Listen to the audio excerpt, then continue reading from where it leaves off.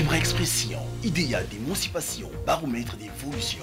Libre expression, du choc des idées, jaillit la lumière. Libre expression, nous cultivons le journalisme. Bonjour et bienvenue à Libre Expression. Dans son discours, le président de la République, Denis Sassou Nguesso, a souligné que l'année 2017 sera une année de vérité et de rigueur.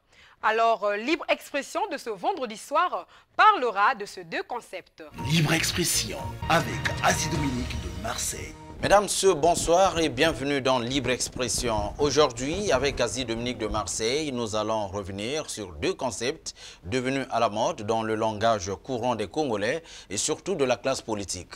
Rigueur et vérité, deux valeurs auxquelles les Congolais sont appelés à faire montre au cours de cette année 2017. C'est d'ailleurs l'invite du président de la République, Denis Sassou Nguesso, à tous les Congolais lors de son message de vœux du 31 décembre 2016. Mais avant d'ouvrir le débat avec Asie Dominique de Marseille, je vais vous proposer un extrait de ce message du président de la République, suivi de quelques réactions. Libre Expression.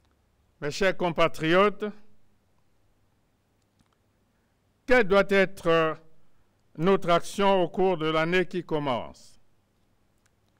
Bien évidemment, l'effort collectif que nous avons engagé tout au long de l'année 2016 doit être poursuivi en 2017. Il doit l'être avec plus d'ampleur et de rigueur. Rigueur pour tous. Rigueur pour le gouvernement qui doit donner l'exemple, montrer le chemin, dire la vérité. Parce que la situation économique et financière de notre pays sera assurément plus rude en 2017 qu'elle ne l'a été en 2016. Libre Expression. Il nous faut prendre conscience de cela et mettre beaucoup de rigueur dans ce que nous avons comme ressources dites l'économie réelle. Il faut que les Congolais se convertissent à la religion, des valeurs qui favorisent le développement. Pour sortir d'une telle situation, il faut des gains de productivité. C'est-à-dire qu'il faut que les Congolais travaillent. Plus c'est mieux. Il faut qu'on soit discipliné, qu'on ait le rigueur. Rigueur? Mais je dis oui, mais sauf que ce n'est pas eux qui doivent faire la rigueur. Ils l'auraient fait depuis longtemps. Ils ne l'ont pas faite, la rigueur. C'est quoi la vérité? De quelle vérité? Mais je dis, ce qui a été fait hier n'a pas vu venir cette crise. La rigueur et la vérité. La rigueur parce qu'il faudrait qu'on mette les gens au travail. Les gens doivent travailler. Le moment n'est plus celui-là où les gens ne viennent pas au travail. Ou alors les gens n'attendent que la fin du mois pour percevoir leur salaire. La vérité parce qu'il faut dire au peuple congolais que nous traversons des moments difficiles. Et de ces moments difficiles, il n'y a pas de fatalité. L'essentiel qu'on se batte. Et je crois que les mois, les jours à venir nous permettront effectivement de retrouver l'envie et puis le bonheur que nous avions connu par le passé. Libre Expression. Asie Dominique de Marseille, bonsoir. Bonsoir Brice Abanzounou. Alors vous avez suivi cet extrait du message du président qui parle de la rigueur au travail en cette année 2017. Vous avez également suivi les réactions de la classe politique. Alors, première question, un mois après cette invite, est-ce que vous avez l'impression que la rigueur est de rigueur? Bien, Brice, il est difficile de l'affirmer parce que c'est l'appel lancé par le président de la République à tous les citoyens congolais. Et moi, j'aimerais plutôt, comme disent, qu'est-ce que ça te dit cet appel-là? Qu'est-ce que tu intériorises? Je suppose que les Congolais, en citoyens républicains, ont certainement commencé, à travers plusieurs ministères, de mettre en pratique cet appel du chef de l'État. Il le fait pour le bien des Congolais. Et c'est ça le rôle d'un chef d'État. Mais j'aimerais dire une chose. Brice, il n'y a pas de vérité dans le silence. Retenez ça, il n'y a pas de vérité dans le silence. C'est-à-dire? C'est-à-dire, quand vous ne parlez pas, on ne saura pas qu'est-ce que vous pensez au fond de vous.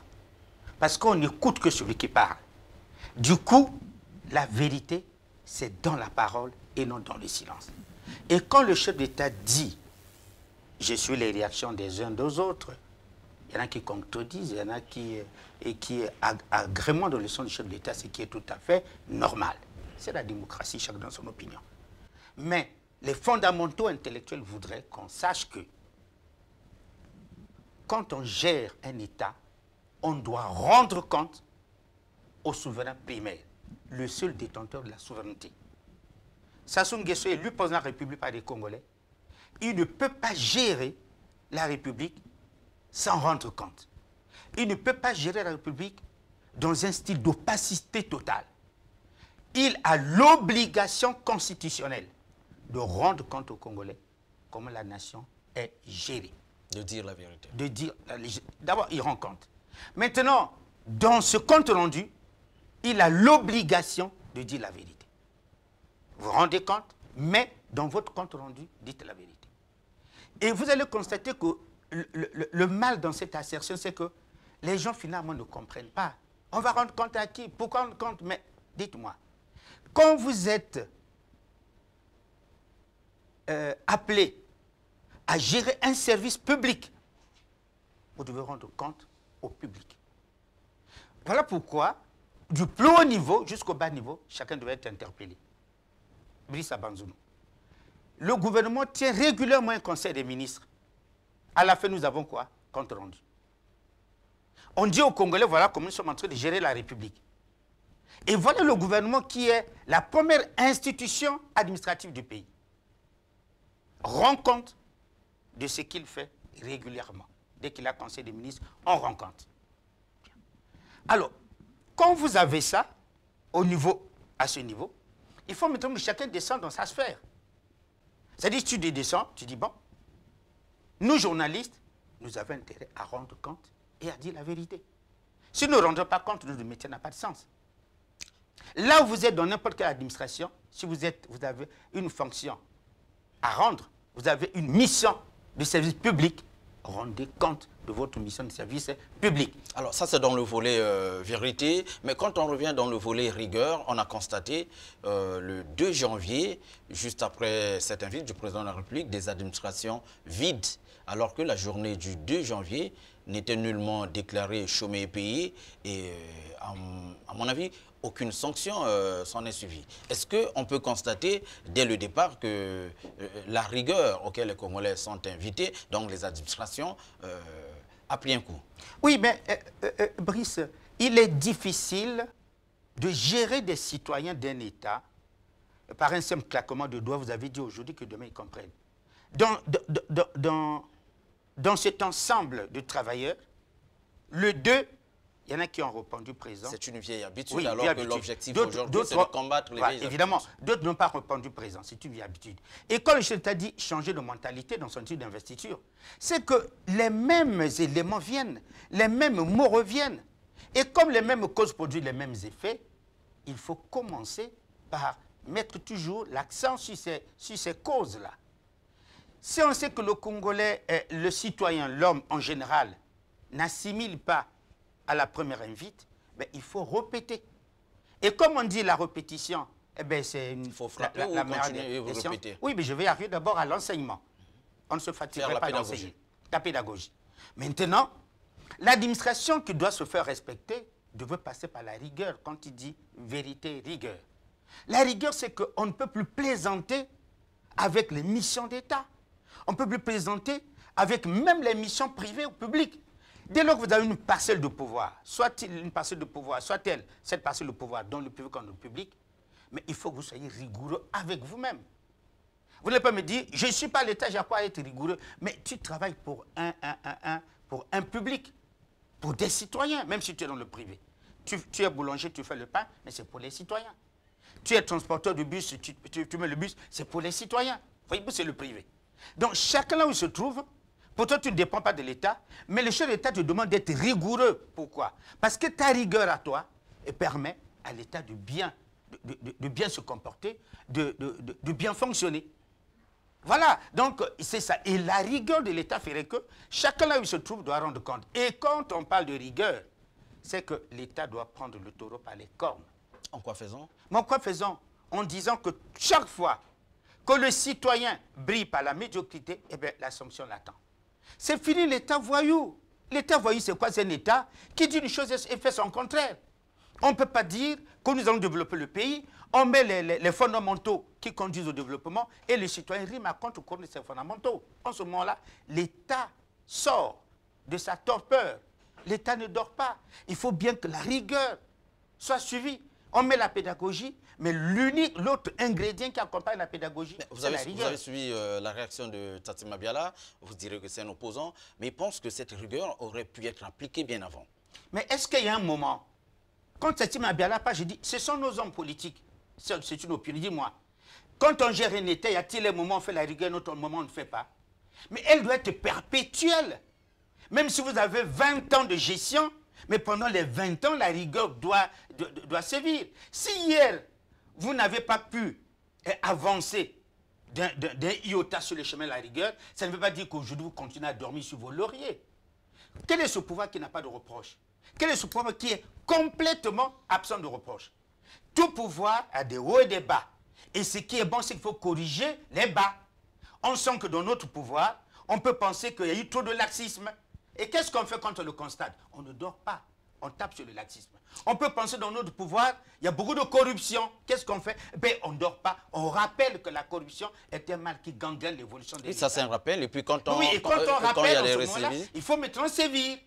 C'est-à-dire, quand vous avez fait le constat d'un mandat, que ce mandat a fait des hauts, mais voilà les bas de ce mandat. C'est quoi? Corruption, c'est quoi? Gabégie, c'est quoi? Concussion. Alors en ce moment-là, mettez les bouchées doubles. Prenez le taureau par les cornes, allez-y affronter la gabégie, allez-y affronter la corruption. Il faut bien que la sanction suive. On ne peut pas gérer une république, comme j'ai dit, une république de voyous. Mais sinon vous allez diriger un État voyou. Un État voyou, c'est celui qui laisse tout faire à la merci du citoyen le plus délinquant, qui peut se permettre les envoler de n'importe quel envolé. Alors parlons de la vérité. Qui doit dire la vérité à qui? Tout le monde. Quand je dis tout le monde, Abanzounou, descendons plus bas pour que le téléspectateur comprenne. Allons-y. Abanzounou est journaliste, il faut qu'il dise la vérité. Pourquoi voulez-vous pratiquer la langue de bois si vous êtes journaliste? Vous voyez bien que ne placez pas le mot vérité sur le niveau du chef de l'État. Les Congolais ne comptent pas, tu entends, le président lui-même. Mais il n'y a pas que lui. M. Azi est journaliste à la télévision. S'il ne dit pas la vérité, Sassou n'a pas dit ne dit pas la vérité. Clément Mwamba ne m'a pas empêché de dire la vérité. Mais que je dis la vérité avec beaucoup de professionnalisme et de responsabilité. Mais vous savez que toute vérité n'est pas bonne à dire. Mais laquelle n'est pas bonne à dire? C'est celle de dire qu'un tel a détourné, il faut le sanctionner. Qu'est-ce qu'on appelle dire n'est pas bonne à dire? Si toute vérité n'est pas bonne à dire, mais tout mensonge n'est pas bon à garder. C'est ça aussi. C'est-à-dire qu'on est obligé de dire la vérité pour la bonne marche de la République. Et les vérités qui ne sont pas bonnes à dire sont des vérités privées. Alors, quand vous prenez l'exemple de la presse de notre domaine à nous, allez-y, allez-y. Quand vous avez un débat pour que les gens comprennent, donc le fameux proverbe « toute vérité n'est pas bonne à dire ». Mais si vous avez une vérité de famille, une vérité de couple, si vous pensez que la vérité peut créer des problèmes à mon couple, oui. Mais on ne peut pas cacher la vérité de la gestion de la chose publique pour dire qu'elle n'est pas bonne à dire. Il y a des vérités qui sont obligatoires parce qu'elles doivent rendre compte de la gestion d'un pays. Le pays ne vous appartient pas, même si vous êtes membre du gouvernement, même si vous êtes le chef de l'État, le pays appartient à tous les Congolais. Voilà pourquoi le chef de l'État dit « rendons compte avec la rigueur et la vérité ». Et c'est ça. Et quand nous descendons dans notre métier, comme je l'ai dit, si le journaliste ne dit pas la vérité, jamais le chef d'État n'a dit « je ne pas dire la vérité ». Sassou Nguesso l'a dit. Et nous avons pris cet humour pour dire « Évangile selon Saint-Denis ». 2 points, je cite. La presse doit critiquer tous les ministres qui le méritent. Signé Denis Sassou Nguesso. Ça veut dire quoi? Il vous laisse le libre cours de ne pas pratiquer la langue de bois. Or, la presse congolaise brille par une langue de bois qui étonne. Je vous ai toujours dit à Banzouné, excusez-moi, on insiste sur ça, parce que quand on dit vérité et dit la vérité, à mon avis, l'administration la plus interpellée, ce serait la presse. Est-ce que vous ne pensez pas que la presse, à un certain moment, surtout celle qualifiée entre guillemets d'État, a parfois raison de ne pas dire cette fameuse vérité quand on sait que quelque part, il y a une épée qui pèse sur la tête de cette même presse? Vous comprenez ce que je veux dire? Monsieur Abanzoul, je ne connais pas un seul pays au monde et qui ne surveille pas les journalistes. La liberté, mais elle s'arrache la liberté. Ne pensez pas que vous allez fermer dans toute administration. À n'importe quel prix. Non, il n'y a pas. À n'importe quel prix. Je n'arrive, il n'y a pas que la presse. Dans toute administration, il y a l'épée de Damoclès qui pèse sur la tête du citoyen. Vous savez, au trésor public, attention, gérez bien les avoirs de l'État, l'épée de Damoclès est sur vous. Vous êtes dans la douane, la même chose. Vous êtes dans l'enseignement, la même chose. Ça veut dire quoi? Pendant que vous travaillez, l'État veille sur vous. L'État veille sur votre bon comportement, vos comportements. Quand je parle de l'épée, je ne parle même pas, je fais allusion parfois à des injonctions qui ne viennent pas surtout de votre hiérarchie. Parfois votre hiérarchie admet ce que vous faites, mais c'est des personnes tierces qui n'ont rien à voir avec votre administration qui interviennent. Alors dans ce cas, qu'est-ce qu'il faut faire? Oui, Abanzouli, je n'arrive pourquoi? Parce que si nous n'expliquons pas la notion épée de Damoclès, on penserait que ça ne pèse que sur la tête des journalistes. Non. Dans toute administration, les citoyens qui travaillent et surveillent, l'épée de Damoclès est sur sa tête pour veiller au bon travail. Dans le cas de la presse, il y a des choses que nous déplorons. Il y a des choses que nous déplorons. Mais j'ai toujours dit, et je le dis, la vérité, si vous la dites en respectant les normes de la profession, vous ne courez aucun risque. Parce qu'on dit, le journaliste doit faire preuve de responsabilité quand il donne une information. Il dit la vérité en respectant les normes en la matière. La vérité, ce n'est pas l'insulte, ce n'est pas l'injure. C'est de dire objectivement ce qui s'est passé. L'information est sacrée, le commentaire est libre. Donner l'information avec sa sacralité, ne transformez pas. Alors, maintenant, le danger, j'arrive, ce que vous avez dit. Le danger de la presse que nous vivons, c'est quoi? C'est qu'il y a trop d'injonctions venant des ministères extérieurs. Si M. Aziz va faire un reportage ou va faire une enquête sur un dossier, mais ce dossier forcément appartient à un ministère. Pourquoi ça doit énerver tel ministre? Parce qu'on a dit la vérité. Vous rêvez si on dit Eker ne fonctionne pas, M. Aziz va à Eker, rencontre la DG d'Eker, discute avec elle, rend compte de sa discussion avec la DG d'Eker. Ça peut énerver le ministère des Transports. Mais M. Aziz n'a pas inventé. Il a reçu cette information d'une personne crédible. Et en termes de presse, la directrice générale d'Eker, c'est la personne ressource. Parce que le ministère ne gère pas la compagnie, c'est la DG qui gère la compagnie. Ce n'est qu'un exemple. C'est un exemple, je veux dire. Non, je vais terminer s'il vous plaît. En ce moment-là,